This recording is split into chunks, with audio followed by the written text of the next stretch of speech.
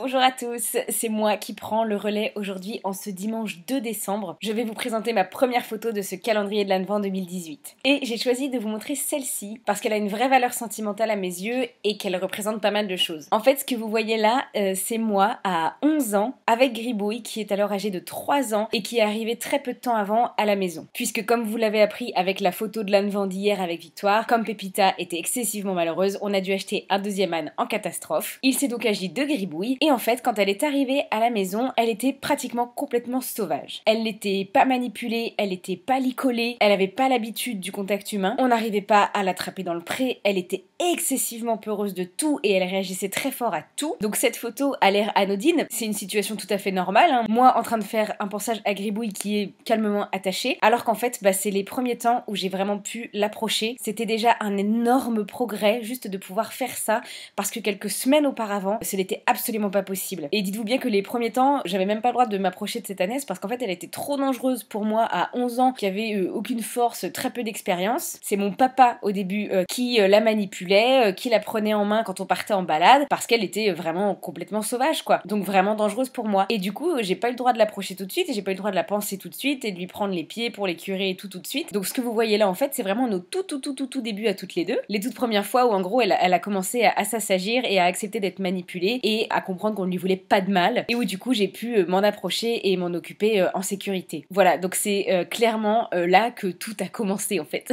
Et du coup, comme j'aime beaucoup cette photo, et cette année j'ai eu envie de la refaire 15 ans après, puisque cette photo date de 2003 et qu'on est en 2018 encore pour quelques jours. Et là voilà, je nous ai remises dans les mêmes conditions et c'était pas très compliqué. Vous voyez qu'il y a des choses qui n'ont pas changé, comme par exemple le fait qu'elle a toujours un licol rouge, même si c'est plus le même, le fait que j'ai toujours une étrille rouge, même si c'est plus la même.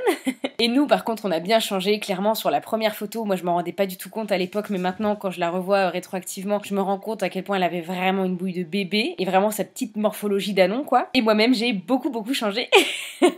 J'ai pas vraiment grandi, vous pouvez remarquer. Par contre en largeur ça oui, j'ai évolué un peu. Et elle aussi d'ailleurs, si on regarde bien.